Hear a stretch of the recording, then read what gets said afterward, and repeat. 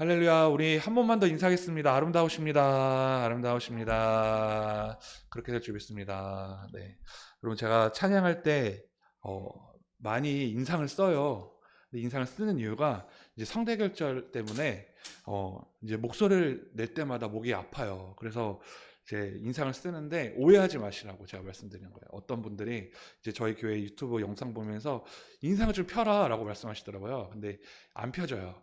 인상을 피면 목소리가 안 나고, 그리고 살짝 오늘 음이탈이 났잖아요. 웃으셔도 돼요. 오늘 말씀은 신명기 7장 1절부터 11절 말씀으로, 제목이 연약한 나를 사랑하셔서 사용하시는 하나님 제목으로 말씀을 나누려고 합니다. 우리에게 모두 해당하는 것 중에 가장 기쁘고 행복한 것은 하나님의 사랑을 받고 있다는 것입니다. 하나님은 성경을 통해서 우리에게 사랑한다고 고백하셨는데, 우리 화면을 한번 보면 여호와께서 백성을 사랑하시나니 신명기에 나오고, 내가 너희를 사랑한 것 같이 너희도 서로 사랑하라 요한복음에 나오고, 하나님이 세상을 이처럼 사랑하사 요한복음에 또 나오죠. 또 너희 하나님 여호와가 너를 잠잠히 사랑하시며, 또 성경에 이렇게 나옵니다. 이 외에도 성경을 통해 하나님께서 우리를 사랑한다고 굉장히 많이 말씀하셨습니다. 중요한 것은 이곳에 있는 모든 여러분과 저는 하나님의 사랑을 받으면서 살아가고 있다는 것입니다.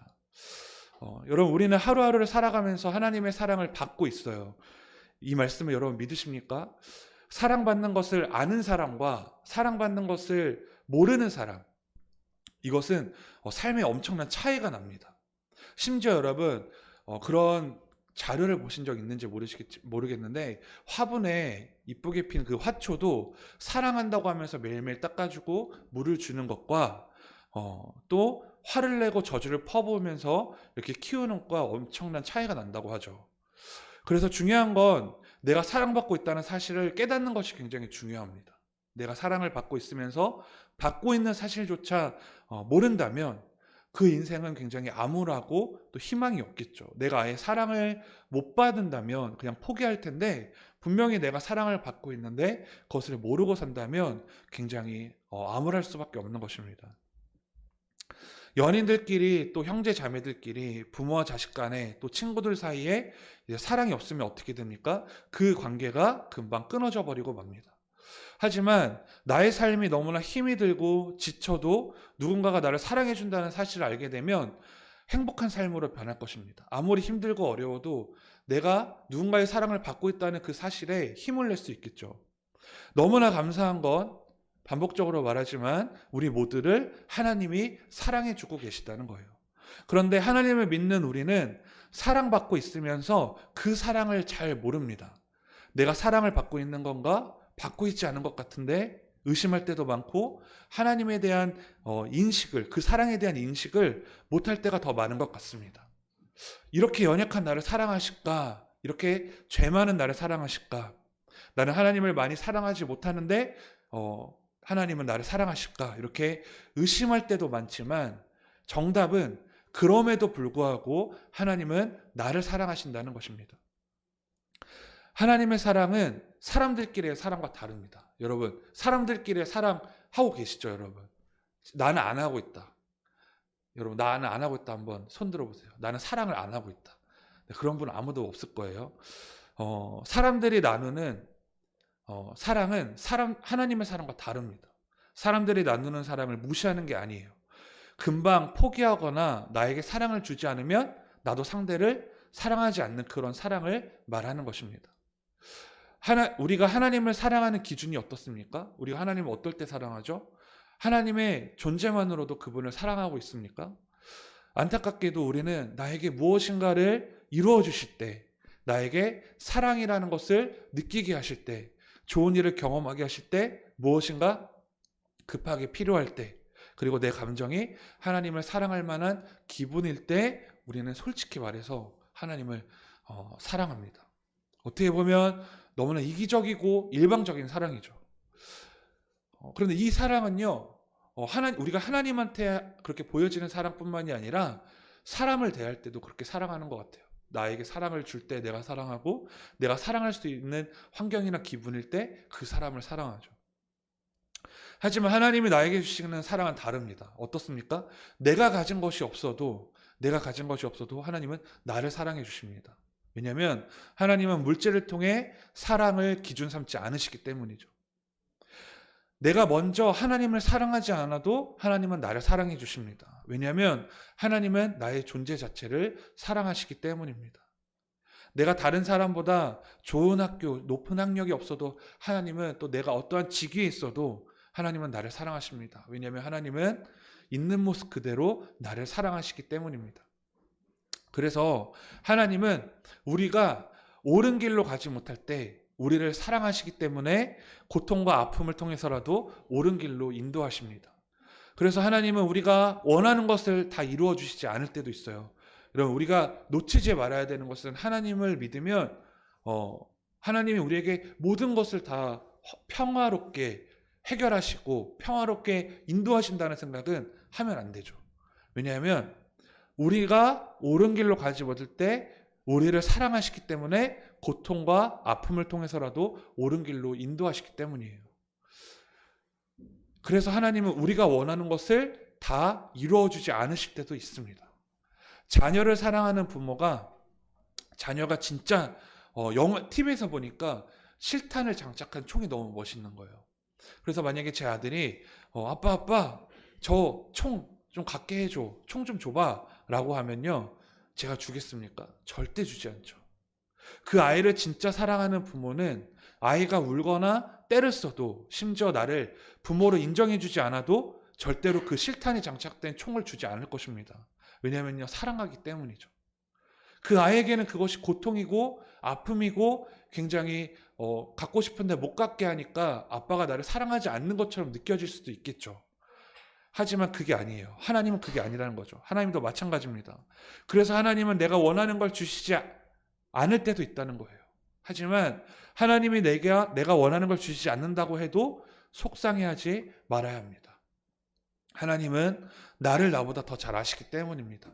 하나님은 그렇게 나를 사랑하시기 때문이에요. 내가 그것을 얻을 때 얻는 것보다 얻지 않는 것이 나에게 더욱더 귀한 일이고 더 소중한 일이 되기 때문에 하나님은 내가 원하는 것을 주지 않으실 때도 있다는 거예요. 하지만 연약한 우리는 그 하나님의 기쁜 뜻과 하나님의 마음을 알지 못할 때가 많습니다.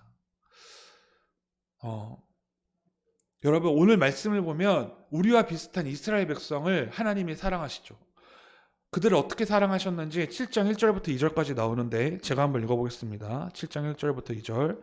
내 하나님 여호와께서 너를 인도하사 내가 가서 차지할 땅으로 들이시고 내 앞에서 여러 민족 헷 족속과 기르가스 족속과 아모리 족속과 가나안 족속과 브리스 족속과 히위 족속과 여부스 족속 곧 너보다 많고 힘이 센 7 족속을 쫓아내실 때에 내 하나님 여호와께서 그들을 내게 넘겨 내게 치게 하시리니 그때 너는 그들을 질면할 것이라. 그들과 어떤 언약도 하지 말 것이요 그들을 불쌍히 여기지도 말 것이며.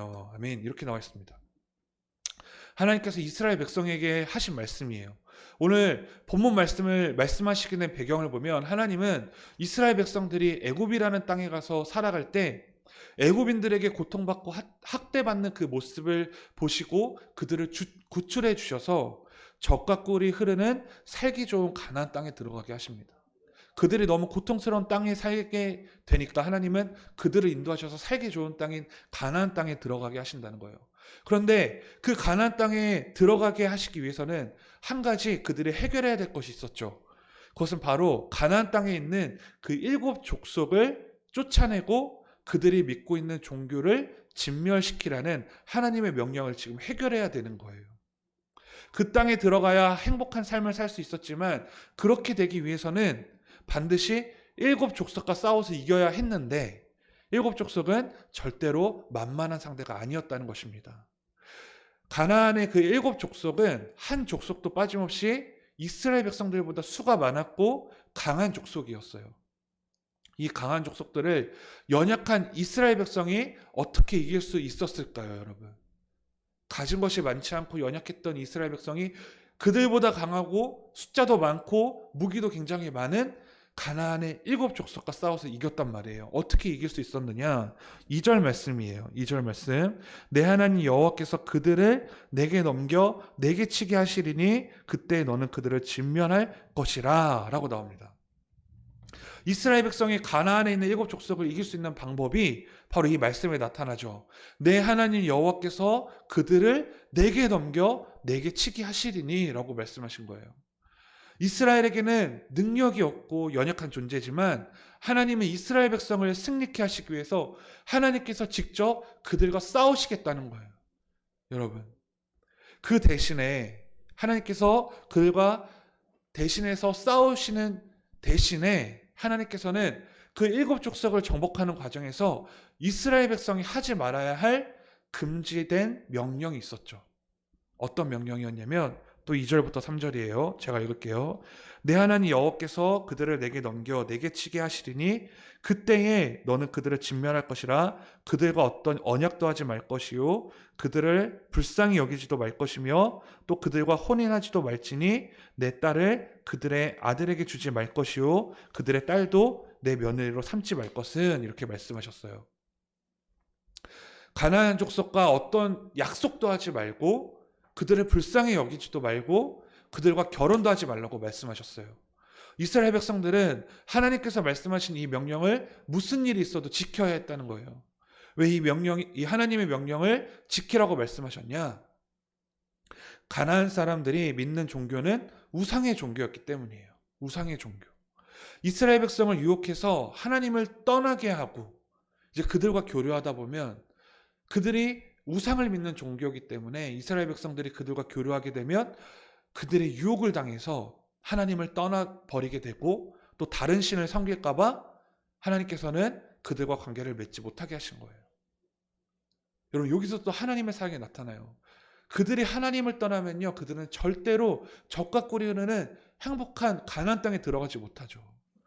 그들이 이스라엘 백성들이 애굽이란 땅에서 애굽 사람들에게 학대를 받고 고통을 받아서 지금 여기까지 오게 된 거 아닙니까? 하나님이 그들을 사랑하셔서 인도에서 이곳까지 오게 되었는데 이제 정말 종착점만 남았는데 가나안의 7족속을 물리칠 때 그들과 교류하게 되다 보면 이방신을 섬기게 되고 우상을 섬기게 돼서 하나님을 떠날까 봐 하나님은 그들을 지키고자 그들에게 금지된 명령을 내리셨던 거예요. 그들과 어떤 언약도 맺지 말고 약속도 하지 말고 그들을 불쌍히 여기지도 말고 그들과 혼인하지도 말고 그 딸을 그들의 아들에게 주지 말고 그들의 딸도 내 며느리로 삼지 말라. 이러한 명령된 규례들을 하나님이 이스라엘 백성들에게 주셨단 말이에요. 왜요? 하나님은 이스라엘 백성을 잃고 싶지 않아서예요. 어떻게 보면 이스라엘 백성들의 입장에서는 자유가 억압되고 자유가 끊겼다고 생각할 수 있겠죠. 내가 정말 사랑하고 싶은 사람과 결혼하고 또 그들과 약속도 하고 그들도 불쌍히 여기고 싶은데 하나님은 왜 나에게 이런 자유를 억압시키는 거야? 라고 생각할 수 있겠지만 그들 뒤에 무엇인가 숨겨져 있다는 거예요. 우상을 섬기는 그들로 인해서 하나님을 잊어버릴까 봐 하나님은 그들에게 이런 명령을 허락하시는 것입니다. 사랑 여러분, 하나님을 믿고 살아가는 삶이요 굉장히 재미없을 수 있고 억압된 삶처럼 느껴질 수 있습니다. 성경에 보면요 술 취하지 말라라고도 나오죠. 좋아하시죠? 좋아하시는 분들도 있잖아요. 그렇죠? 좋아하시는 분들도 있고요. 진짜 주일날 이 황금 같은 시간에 쉬고 싶다, 여행 가고 싶다라는 생각도 할 수 있어요. 또 누군가를 사랑해야 되는데 내가 원하는 사랑만 사랑하지 않고 내가 정말 꼴보기 싫은 사람까지도 사랑해야 되는 거예요. 그게 얼마나 힘든지 저 누구보다 잘 압니다. 그리고 용서해야 돼요. 나를 원수로 여기는 사람도 나는 그 사람을 사랑해야 돼요. 이런 것들이 나에게 얼마나 힘든 일이죠. 그런데 하나님께서 그렇게 하신 이유는요, 나를 억압하시고 나를 옥에 가두려고 하시는 것이 아니라 나를 잃지 않기 위해서예요. 내가 하나님과의 관계가 계속 유지되고 그렇게 사랑하며 살고 내가 믿음을 끝까지 포기하지 않게 하기 위해서 하나님은 그렇게 나에게 금지된 명령까지도 허락하신다는 것입니다. 제 아들에게 아빠 우리 집에 있는 식칼이 너무 멋있어, 나 그 유치원에 가서 친구들과 갖고 놀래 라고 한다고 해서 내가 아들을 사랑하니까 그래 아들아 이 식칼 너무 멋있지 너가 갖고 가서 친구들과 마음껏 놀아라 라고 하겠습니까? 절대로 안 하죠. 이놈의 자식 그거 가지고 있으면 얼마나 위험한데 막 혼내켜서라도 울려서라도 그걸 못 갖고 가게 하겠죠. 그게 바로 부모의 마음 아닙니까? 하나님의 마음은요 나를 너무나 사랑하기 때문에 나를 지키기 위해서 나에게 주는 것뿐만이 아니라 나에게 잃는 것까지도 허락하신다는 거예요. 그런데 이걸 모르면 하나님 나에게 왜 이런 것들을 빼앗아 가셨어요? 왜 나에게 이런 것을 잃게 하셨어요? 왜 나에게 이런 걸 허락하지 않으세요? 라고 하면서 하나님을 원망할지도 모릅니다. 제가 설교 때 반복적으로 말하죠. 하나님을 믿는다고 해서 우리에게 매일매일 행복한 삶이 주어지는 것도 아니고 내가 갖고 싶은 것들 알라딘의 요술램프처럼 또 산타 할아버지처럼 나에게 매일매일 선물을 갖다 주는 것도 아니라는 거예요. 때로는 나를 잃지 않기 위해서 나를 사랑하시기 때문에 어려움과 희생과 심지어 빼앗아 가는 것까지도 있다는 사실입니다. 결국에 하나님의 도우심으로 이스라엘 백성들은 7 족속과 전쟁에서 승리합니다. 그런데 오늘 우리는 이스라엘의 7 족속을 무너뜨렸다는 부분을 우리가 좀 집중해서 봐야 될 필요가 있어요. 그 작고 연약한 이스라엘 백성들이 자신보다 강한 7 족속을 이겼죠. 어떻게 이겼을까요? 하나님의 도우심과 그 능력으로 이겼습니다. 그런데 하나님은 왜 이스라엘 백성들을 하필 그렇게 연약하고 작은 이스라엘 백성을 사용하셨고 선택하셨을까요? 자, 우리 화면 한번 보면 자, 첫 번째입니다. 우리 다 함께 읽어보겠습니다. 시작. 하나님은 이스라엘이 작고 연약하기 때문에 사용하셨습니다. 네. 하나님은 이스라엘 백성이 작고 연약했기 때문에 사용하셨다는 거예요. 여러분 좀 이해되십니까? 작고 연약했기 때문에 사용했다? 한번 볼까요? 7절부터 8절 제가 읽어보겠습니다. 여호와께서 너희를 기뻐하시고 너희를 택하심은 너희가 다른 민족보다 수요가 많기 때문이 아니니라. 너희는 오히려 모든 민족 중에 가장 적으니라. 여호와께서 다만 너희를 사랑하심으로 말미암아 또는 너희의 조상들에게 하신 맹세를 지키려 하심으로 말미암아 자기의 권능의 손으로 너희를 인도하여 내시되 너희를 그 종 되었던 집에서 애굽 왕 바로의 손에서 속량하셨나니. 아멘. 자, 이스라엘 백성은 하나님께 선택받았기 때문에 하나님의 능력을 보여야 하고 하나님의 뜻도 나타나야 하고 하나님의 말씀도 이루어야 하는 사명을 받은 백성이에요. 선택받은 백성이란 말이죠. 그 힘든 과정과 또 사명을 감당하려면 능력이 있어야 되고 강한 백성들이 선택받았어야 했는데 하나님은 수요가 적고 연약한 백성들을 선택하셨습니다. 이스라엘 백성들을 선택하셨어요. 그런데 하나님이 이스라엘 백성들을 특별히 선택하신 이유는 그들이 의로운 자여서도 아니고 다른 민족들보다 뛰어난 사람들이 많이 모여서도 아니고 백성들이 다른 족속보다 수가 많아서도 절대로 아니라는 거예요. 오히려 이스라엘 백성들은 모든 민족들보다 숫자도 가장 적었고 수요도 가장 적었고 연약한 족속이었다는 것이죠. 그래서 하나님이 그들을 선택하셨다는 것입니다. 하나님은 작고 연약한 이스라엘 백성들을 사용하셔서 애굽도 탈출시키시고 가나안 땅에 들어가게 하시기 위해서 7 족속도 이기게 하셨으며 또 이 일들을 통해서 중요한 것은 하나님의 능력을 온 세상에 사람들에게 보이길 원하셨다는 거예요. 여러분, 그래서 이들을 사용하셨다는 것입니다. 하나님이 이스라엘 백성들을 사용하신 이유는 그들을 통해서 하나님을 나타내시고자 하셨다는 거예요. 여러분, 이해되십니까? 이 말씀을 통해서 우리는 나 자신이 작고 연약하다고 해서 절대 포기하지 않아야 하는 이유가 바로 여기에 있어요. 이스라엘 백성들을 사용하신 이유는요, 그렇게 작고 연약한 그들을 바라보면서 우리도 그렇게 하나님 앞에 쓰임받기를 원하라 라는 그런 메시지가 있는 것이죠. 만약에 강하고 굉장히 뛰어난 족속들만 하나님이 선택하셔서 사용하셨다면 하나님은 강하고 뛰어난 족속만 사용하시는구나.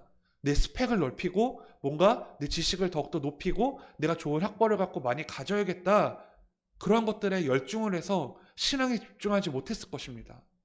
교회 나와서 믿음의 예배를 드릴 필요가 없죠. 내가 나가서 스펙을 쌓는 것이 하나님을 위한 일이 될 거예요. 하지만 하나님은 그렇게 작고 연약한 이스라엘 백성들을 사용하셔서 하나님을 나타내셨다는 것은 작고 연약한 사람들이 하나님을 통해 쓰임 받을 수 있다. 이것을 나타내기 위함이셨다는 거예요.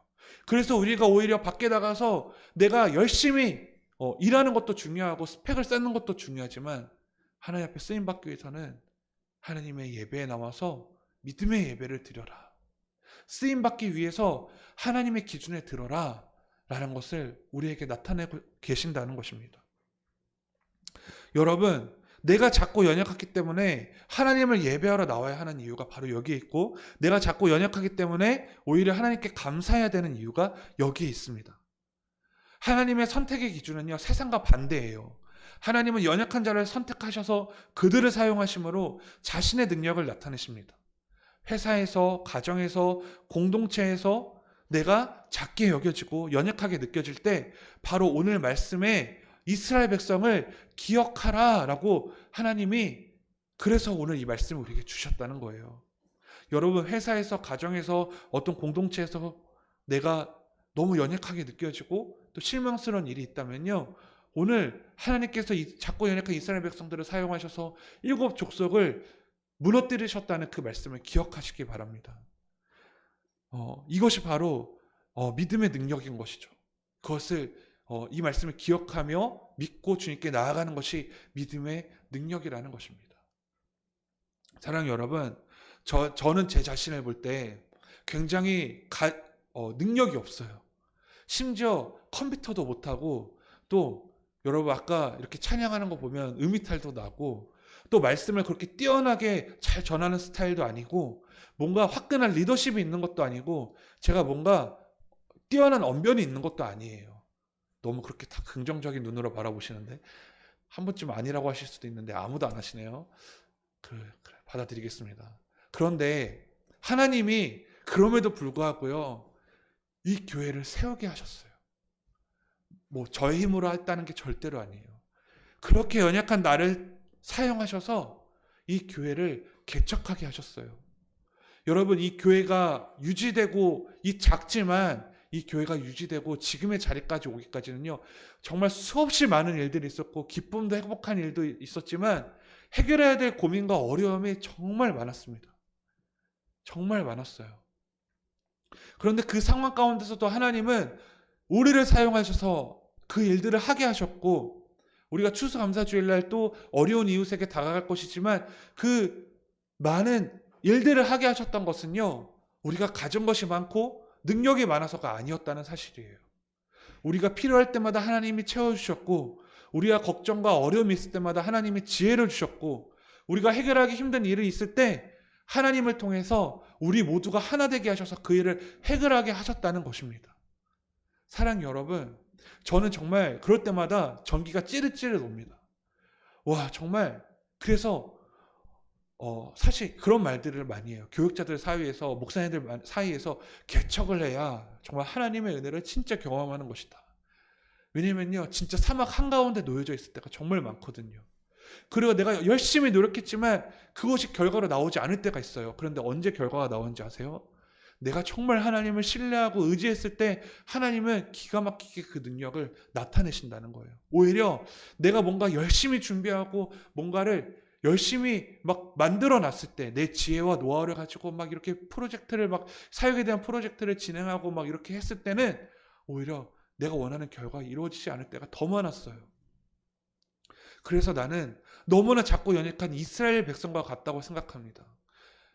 나에게 위기가 오고 힘든 상황이 올 때마다 저는 정말로 이 이스라엘 백성들에게 역사하셨던 하나님의 이 말씀을 기억해요. 작고 연약한 그 이스라엘 백성이었지만 7 족속을 넘어뜨리고 이기게 하셨다는 것은 그 작고 연약한 이스라엘 백성들을 통해서 하나님의 능력을 나타내고자 하셨다는 거예요. 아, 하나님, 작고 연약한 나를 통해서 하나님의 능력을 나타내시고자 하시다면 나를 사용하여 주시옵소서. 그렇게 기도할 때 하나님은 기가 막히게 정말 하나님의 능력이 나타나게끔 하셨다는 것입니다. 자, 두 번째는요. 다음 장, 두 번째는 이스라엘 백성을 선택하셔서 사용하신 이유는 8절 말씀에 다만 너희를 사랑하심으로 말미암아입니다. 다만 너희를 사랑하심으로 말미암아. 이스라엘 백성에게 하셨던 말씀이에요. 다만 너희를 사랑하심으로 말미암아. 하나님이 이스라엘 백성을 선택하신 이유는 바로 사랑이셨기 때문입니다. 이스라엘 백성이 무엇인가 특별한 것을 가지고 있어서가 아니라 그냥 사랑하셨기 때문이에요. 자, 요한일서 4장 10절 말씀을 함께 볼까요? 네, 함께 볼까요?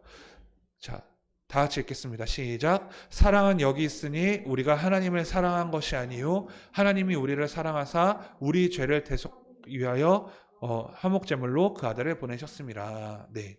이 말씀을 통해서도 분명히 말씀하셨듯이 하나님의 사랑과 은혜는 우리에게 있는 게 아니에요.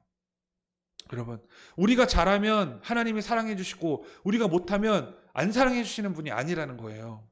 또 우리가 하나님을 사랑해서 하나님이 우리를 사랑해 주시는 것이 아니라 하나님은 우리가 하나님을 사랑하는 여부와 상관없이 끊임없이 사랑해 주신다는 것입니다. 하나님이 이스라엘을 선택하신 이유, 또 오늘날 하나님께서 이 자리에서 예배하는 여러분과 저를 선택하신 이유는요, 우리가 가진 어떤 특성이나 의로운 행위로 인함이 아니라는 것입니다. 다만 너희를 사랑하사, 다만 나를 사랑하사, 그래서 나를 이유 없이 사랑해 주시는 거예요. 사랑하는 여러분, 다만 나를 사랑하시는 하나님을 기억하시기 바랍니다. 연약한 자를 일으키시는 하나님, 조건 없이 나를 선택하시고 사랑하시는 하나님, 그 하나님이 바로 나의 하나님이세요. 오늘 이 말씀을 통해서 우리가 깨닫기 원합니다. 여러분, 잠깐이라도 여러분에게 주어진 환경을 되돌아보세요. 정말 치열하고 전쟁터와 같은 그런 환경에서 보내시다가 이 자리에 오셨죠. 직장과 가정과 공동체, 하나님께서 나를 사랑하시고 사용하시기 때문에 직장과 가정과 공동체에서 내가 포기하지 않아도 되는 이유는 바로 나는 하나님께 사랑받고 있기 때문입니다. 그곳에서 실패를 경험했어도, 아픔을 경험했어도 내가 주저하지 않아도 되는 이유는 그 실패와 아픔 뒤에서 나를 응원하고 사랑하시며 사용하시는 하나님이 계시기 때문이에요. 이스라엘 백성이 7족속을 무너뜨리며 7족속이 믿는 우상을 무너뜨리고 신전을 무너뜨린 것 자체가 세상적으로는 말도 안 되는 일입니다. 7족속이 너무 강하고 이스라엘 백성은 약하기 때문이었어요. 하지만 하나님의 방법은 세상의 방법을 뛰어넘는 능력의 하나님이십니다. 그래서 우리가 예배와 기도를 포기하지 말아야 돼요. 사랑 여러분, 이제 말씀을 마치겠습니다. 우리 모두 하나님의 능력으로 살아가기 원합니다. 아무 조건 없이 다만 너희를 사랑하사, 그렇게 사랑받고 있다는 사실을 잊지 않는 드림교회 성도님들 되시기를 간절히 소망합니다. 우리 함께 기도합시다.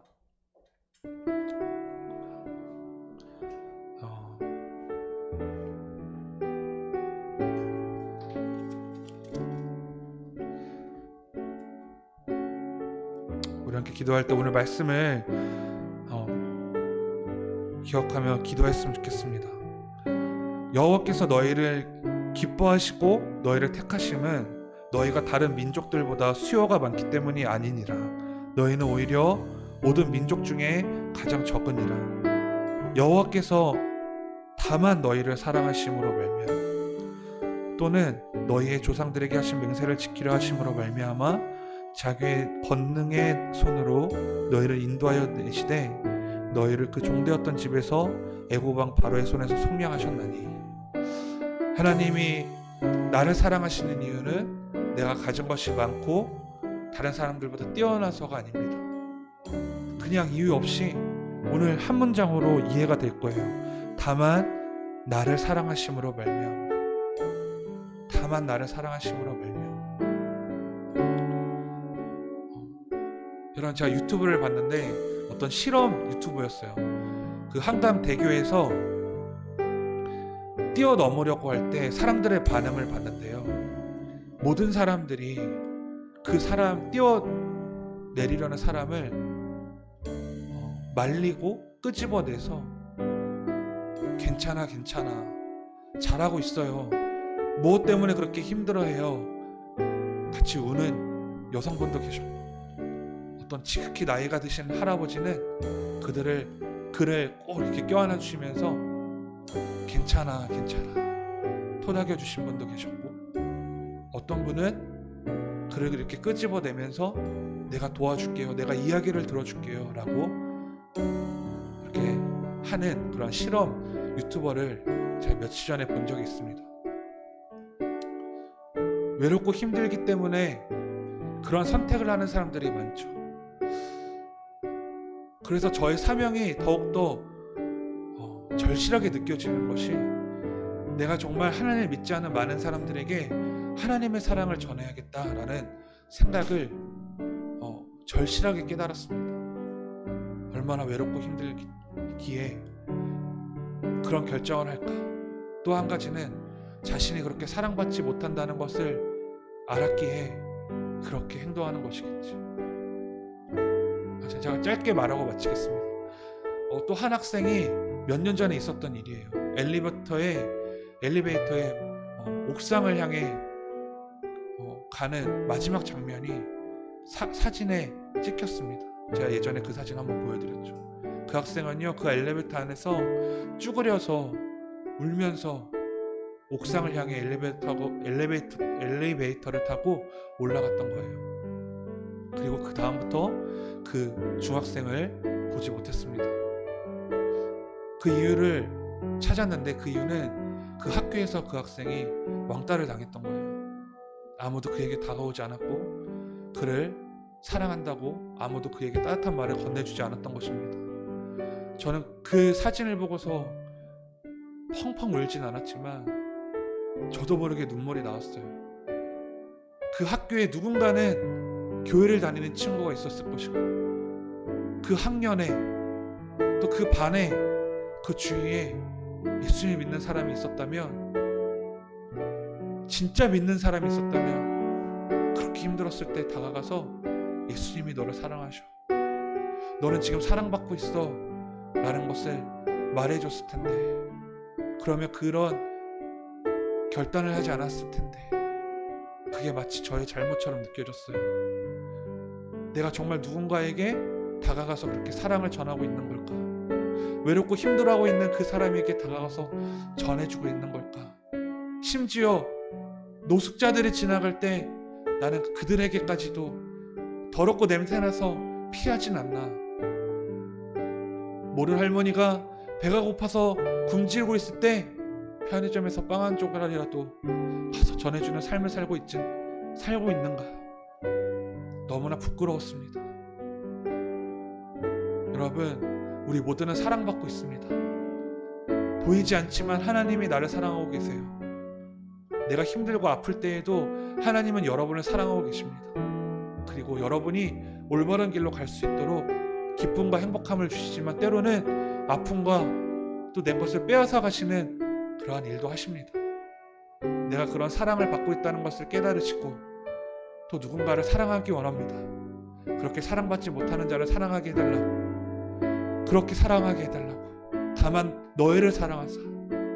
그래서 이유 없이 그렇게 연약한 나를 통해 하나님을 나타내길 원하셨던 하나님, 그분이 바로 나의 하나님을 믿습니다.